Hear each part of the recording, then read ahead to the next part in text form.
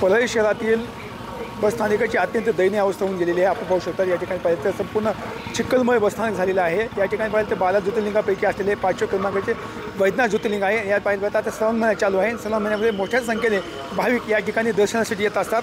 मात्र या ठिकाणी बसस्थानकाची परळी बसस्थानकाची अत्यंत दयनीय अवस्था होऊन गेलेली आहे। या ठिकाणी पाहिलं तर संपूर्ण बसस्थानक चिखलमय होऊन गेलेलं आहे। जागोजागी मोठमोठे खड्डे देखील पडलेले आहेत। चिखलच्या त्या खड्ड्यामध्ये पाणी देखील साचलेलं आहे। प्रवाशांना या ठिकाणी बसण्याची कुठलीही सुविधा नाही आहे। प्रवाशी पाहिलं तर चिखलामध्ये प्रवासी या ठिकाणी बसलेले दिसून येत आहेत।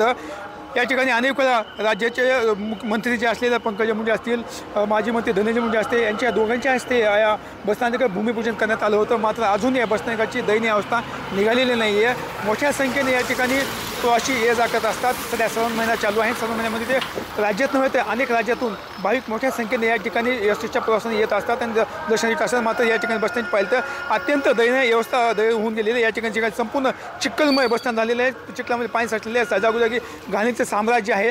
तात्काळ या बसस्थानकाचं काम करावं व बसस्थानकात काम करून घ्यावं अशी मागणी आता प्रवाशाकडून केली जात आहे। कॅमेरा पर्सन विकास मागवासह मी संभाजी मुंडे, टी9 मराठी, परळी, बीड।